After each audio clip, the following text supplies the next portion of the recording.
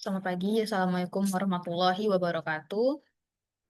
Pagi hari ini, saya Siti Sarah Natasha akan menjelaskan terkait 5 soal yang sudah disampaikan melalui presentasi Edling oleh Bapak dosen Dr. Utsuk Darussalam, STMT. Baiklah, saya mulai dengan soal yang pertama,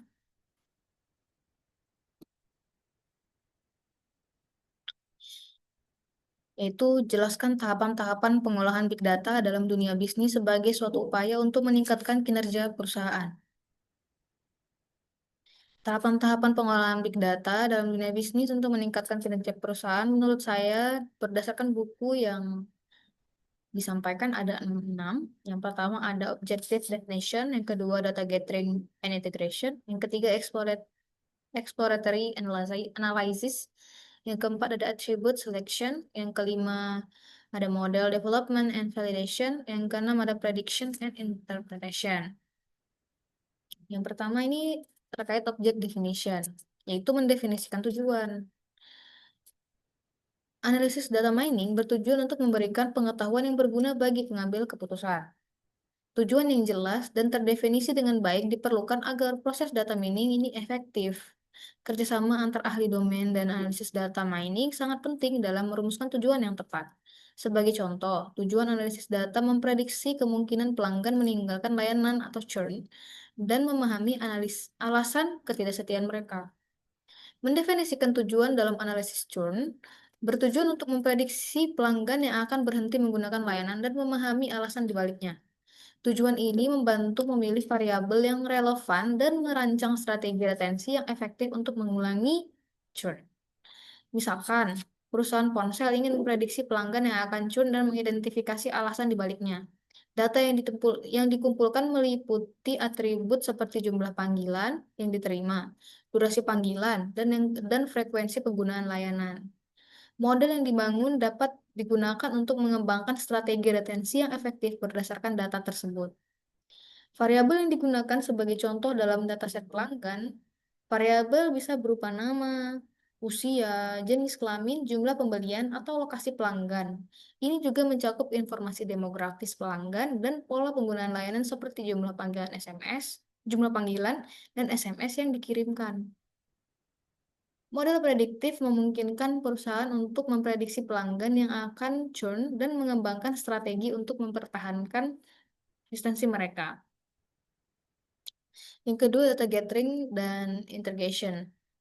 Setelah tujuan ditetapkan, langkah selanjutnya adalah mengumpulkan data dari berbagai sumber, baik internal, eksternal, atau kombinasi keduanya. Penggabungan data ini penting untuk memperkaya informasi seperti menambah variabel geomarketing atau daftar calon pelanggan baru. Jika data sudah terstruktur dalam data warehouse, kita bisa langsung memilih atribut yang relevan. Namun, jika data terlalu digabungkan atau disederhanakan, analisis yang lebih mendalam bisa terganggu. Misalnya, jika hanya total pembelian yang disimpan tanpa detail item, analisis perilaku pelanggan akan terbatas. Jika data terstruktur, proses pengumpulan dan integrasi bisa lebih rumit dan beresiko salah. Biasanya data mining menggunakan dataset dalam bentuk tabel 2 dimensi, dengan sampel yang diambil sesuai distribusi yang ada tanpa mempengaruhi proses pengumpulan data. Yang ketiga, kita masuk ke exploratory analysis. Pada tahap ini, data dianalisis untuk memahami isi dan membersihkan kesalahan. Data di data warehouse biasanya sudah diproses untuk menghapus kesalahan seperti tanggal atau biaya yang salah. Pembersihan data dilakukan dengan memeriksa distribusi nilai setiap atribut, menggunakan grafik untuk data kategori dan statistik untuk data numerik. Nilai yang tidak normal atau hilang akan ditemukan dan dievaluasi oleh ahli untuk memutuskan apakah perlu dihapus. Yang keempat ada atribut selection atau pemilihan atribut atau variabel. Pada tahap ini, variabel dievaluasi untuk melihat sejauh mana relevansinya dengan tujuan analisis. Variabel yang tidak penting dihapus, sementara variabel baru yang diperoleh melalui transformasi data ditambahkan untuk memperkaya informasi. Memilih variabel dan analisis eksplorasi adalah tahap krusial yang mempengaruhi keberhasilan analisis berikutnya. Yang kelima, model development and validation. Setelah dataset yang berkualitas tinggi dikumpulkan dan mungkin diperkaya dengan variabel-variabel baru, model untuk mengenali pola dan prediksi dapat dikembangkan. Pelatihan model dilakukan dengan menggunakan sampel data dari dataset asli. Kemudian, akurasi model dievaluasi dengan data di sisanya. Dataset dibagi menjadi dua bagian. Yang pertama, training set yang digunakan untuk melatih model, biasanya berukuran kecil namun signifikan secara statistik, data penting. Yang kedua, test set yang digunakan untuk menguji akurasi model dan memilih model terbaik untuk memprediksikan kegiatan di masa depan. Prediksi, dan yang keenam ada prediction and interpretation. Setelah data mining selesai, model yang terpilih harus digunakan untuk mencapai tujuan yang telah ditetapkan.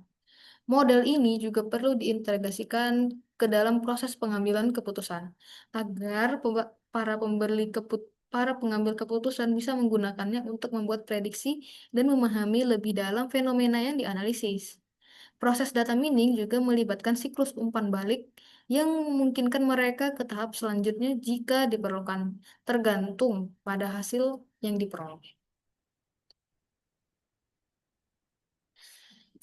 Selanjutnya saya masuk ke soal kedua, yaitu menjelaskan tahapan output pengolahan big data menjadi decision support system atau strategi formulation. Decision support system adalah sistem komputer yang dirancang untuk membantu pengambilan keputusan di perusahaan atau organisasi. Keputusan yang dihasilkan oleh sistem ini menggabungkan data mentah, dokumen, dan model bisnis yang relevan. Laporan yang dihasilkan oleh DSS menjadi acuan yang lebih akurat dalam pengambilan keputusan, dibanding dengan pengambilan keputusan tanpa bantuan sistem tersebut. Selain itu, DSS juga dapat menghasilkan laporan secara real time yang mempermudah pengolahan inventaris perusahaan. Sistem ini dapat dioperasikan secara manual, otomatis, atau melalui kombinasi keduanya. Biasanya, DSS banyak digunakan oleh perusahaan yang telah beroperasi dalam jangka waktu lama. Pengambilan keputusan dalam sistem decision support system terbagi ke dalam beberapa tahap yang meliputi intelligence, yang kedua design, yang ketiga choice, yang keempat implementation, yang kelima control.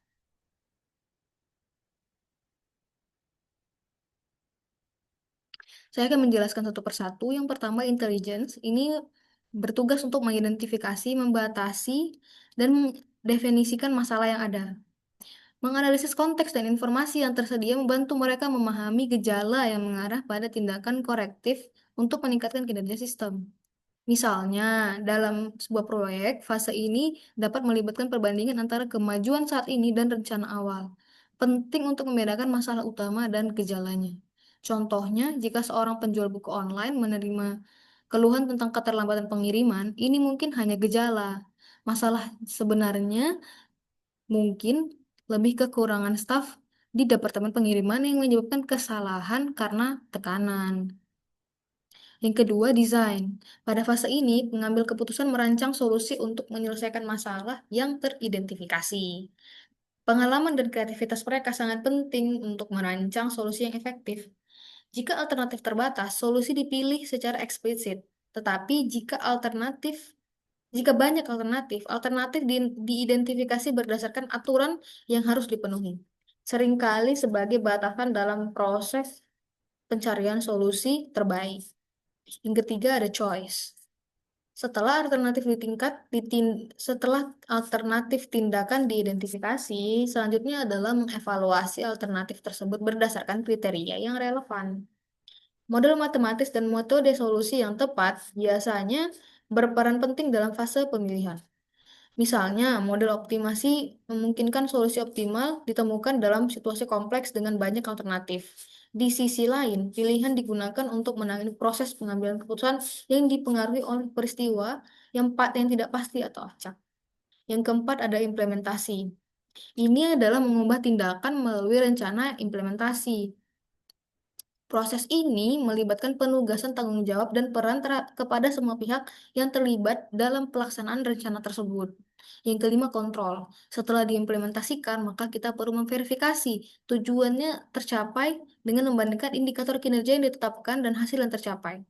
Hasil evaluasi ini akan menjadi informasi yang dipindahkan ke data warehouse untuk mendukung keputusan selanjutnya dalam DSS yang terencana dengan baik. Tahapan output pengolahan big data menjadi DSS atau strategy formulation yang pertama, ada pengumpulan dan integrasi data. Perusahaan mengumpulkan data dari sumber internal dan eksternal, kemudian mengintegrasikan untuk memberikan gambaran yang lengkap dan memastikan konsistensi informasi untuk pengambilan keputusan yang akurat. Yang kedua, ada pemodelan dan pengembangan DSS. Perusahaan mengembangkan model matematis dan analitik untuk mendukung pengambilan keputusan. Model ini memberikan solusi yang efisien seperti prediksi permintaan atau optimasi sumber daya. Yang ketiga, ada implementasi dan pengujian model.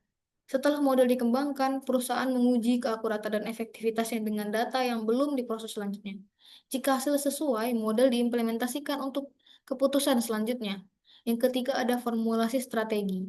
Berdasarkan hasil DSS, perusahaan merumuskan strategi yang mendukung tujuan jangka panjang, seperti meningkatkan pemasaran atau distribusi produk di area yang kurang berkembang. Yang kelima, ada evaluasi dan pengendalian. Setelah strategi dijalankan, perusahaan melakukan evaluasi untuk memastikan hasilnya sesuai tujuan.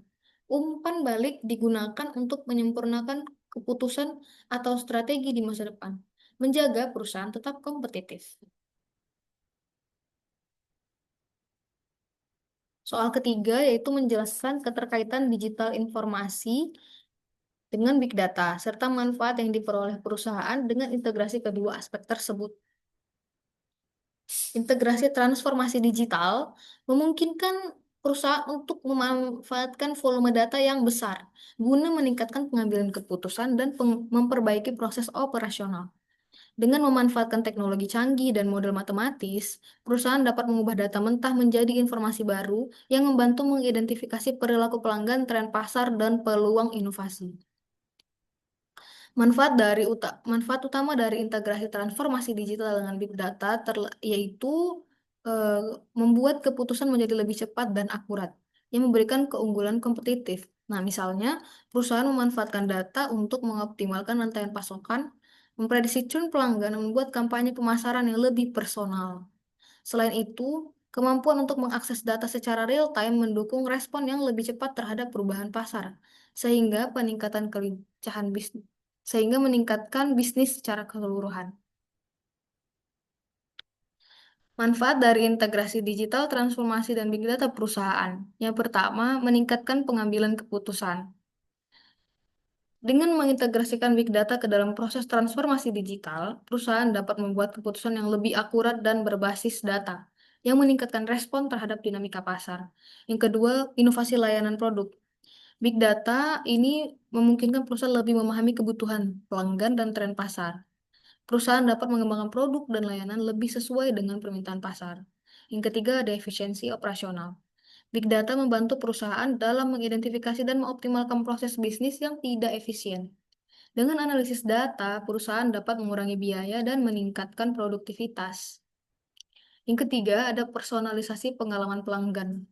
Transformasi digital yang didorong oleh big data memungkinkan perusahaan untuk memberikan pengalaman yang lebih personal kepada pelanggan melalui rekomendasi produk yang relevan dan layanan lebih responsif. Yang ketiga, ada keunggulan kompetitif. Perusahaan yang mengintegrasikan big data dalam proses digital transformasi dapat memanfaatkan wawasan yang lebih dalam untuk tetap berada di depan pesaing, beradaptasi dengan cepat terhadap perubahan, dan menciptakan model bisnis yang lebih fleksibel dan inovatif. Secara keseluruhan, integrasi terhadap transformasi dan big data memberikan perusahaan alat yang efektif untuk berinovasi, meningkatkan efisiensi, dan beradaptasi dengan cepat terhadap perubahan pasar. Hal ini tidak hanya memperbaiki operasional, tetapi juga memfasilitasi perkembangan strategi inovatif yang dapat memenuhi kebutuhan pasar yang terus berkembang, sehingga mendorong pertumbuhan dan daya saing perusahaan. Soal keempat, carilah sumber online contoh suatu institusi atau company yang menampilkan visualisasi data yang bisa diakses secara umum. Jelaskan outcome dari visualisasi yang ditunjukkan. Saya mendapatkan BPS atau Badan Pusat Statistik sebagai contoh, yaitu menjelaskan terkait infografik statistik Indonesia. Websitenya ada di sini, yaitu BPS Indonesia ini menyediakan infografik yang menyajikan data statistik dalam format visual yang mudah dipahami dengan topik-topik yang mencakup aspek sosial, ekonomi, lingkungan.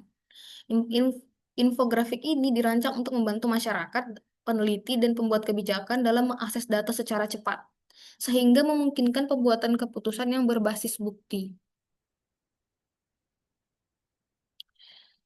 Saya akan menjelaskan terkait 3 topik infografik BPS tadi. Yang pertama ada demografi dan sosial.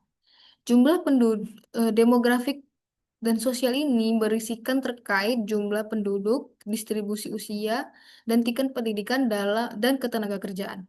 Outcome-nya, ini mempermudah perencanaan kebijakan sosial seperti pendidikan, kesehatan, kesejahteraan sosial, serta membantu pemetaan kebutuhan pengembangan infrastruktur seperti sekolah atau rumah sakit. Misalnya, dengan melihat jumlah penduduk usia produktif, pemerintah bisa merencanakan program pelatihan kerja dan menciptakan lapangan kerja baru sesuai dengan kebutuhan. Yang kedua ada ekonomi. Nah, di infografik ekonomi ini menjelaskan terkait produk domestik bruto, inflasi kontribusi, sektor-sektor utama pertanian, manufaktur, dan jasa. Outcome-nya memberikan wawasan untuk merumuskan kebijakan fiskal dan moneter yang lebih tepat. Nah, misalnya jika PDB menunjukkan pertumbuhan yang lambat di sektor industri, kebijakan dapat difokuskan untuk mendukung sektor manufaktur dengan insentif dan investasi. Visualisasi inflasi dan sektor ekonomi juga membantu untuk menyesuaikan kebijakan suku bunga atau program stimulus fiskal sesuai dengan kebutuhan. Yang ketiga ada lingkungan hidup. Di infografik lingkungan hidup ini menjelaskan terkait kualitas udara, pengelolaan sampah, dan dampak lingkungan lainnya. Outcome-nya itu menyediakan dasar bagi kebijakan perlindungan lingkungan seperti pembatasan emisi gas rumah kaca atau promosi penggunaan energi terbarukan. Jika kualitas udara menunjukkan polusi tinggi, pemerintah bisa mengatur pembatasan kendaraan bermotor atau meningkatkan penggunaan transportasi publik tergantung kebutuhan saat itu. Data pengolahan sampah juga memberikan informasi untuk merancang kebijakan pengurangan sampah atau daur ulang yang bisa diterapkan di kota-kota besar untuk mengurangi dampak lingkungan. Lalu ada soal yang kelima. Nah, dari soal yang nomor 4, menurut saya, apakah dari hasil pengolahan big data hingga menjadi tampilan data yang representatif tersebut dapat digunakan untuk mengambil keputusan penting dalam dunia bisnis? Jika jawaban Anda bisa, jelaskan, dan jika jawaban Anda tidak, jelaskan dan berikan pendekatan solusi secara bisnis based on big data. Nah, menurut saya ini bisa ya. Hasil pengolahan big data yang telah disajikan dalam tampilan data yang representatif dapat digunakan untuk mengambil keputusan penting dalam dunia bisnis. Asalkan data yang diolah telah memenuhi beberapa kriteria kunci, yaitu keakuratan, relevansi, dan ketepatan waktu. Pengolahan big data memungkinkan perusahaan untuk mendapatkan wawasan yang lebih dalam mengenai perilaku konsumen, tren pasar, efisiensi operasional, dan kondisi yang kompetitif. Bisnis intelligence dapat mengubah data mentah menjadi informasi yang lebih baik digunakan untuk mengambil keputusan yang lebih eh, yang lebih baik dan lebih cepat. Berikut adalah alasan mengapa hasil pengolahan big data dapat digunakan untuk keputusan bisnis. Yang pertama, pengambilan keputusan yang lebih efektif. Yang kedua, model matematika untuk pengambilan keputusan. Jadi ada perhitungannya. Kenapa lebih efektif? Karena ada perhitungannya. Lalu yang ketiga, alat untuk mengambil keputusan. Dari data yang didapat dari model matematis tadi, nah ini bisa menunjukkan alat-alat apa yang bisa dipakai untuk mengambil keputusan. Yang kelima, ada optimalisasi dan pengelolaan sumber daya. Yang sudah pasti kalau sudah ada datanya, akan lebih optimal dalam pengelolaan sumber daya manusia maupun sumber daya alamnya.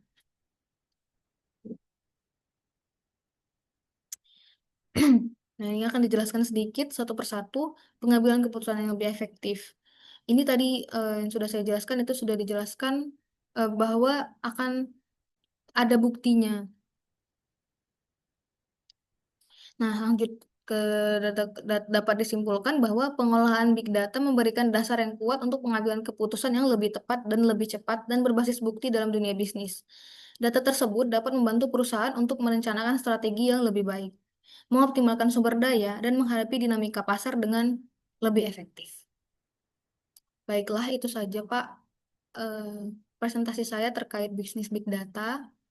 Terima kasih, Pak, atas perhatiannya. Semoga tugas saya ini dapat Mohon maaf apabila ada kekurangan dalam tugas saya. Baiklah Pak, Assalamualaikum warahmatullahi wabarakatuh.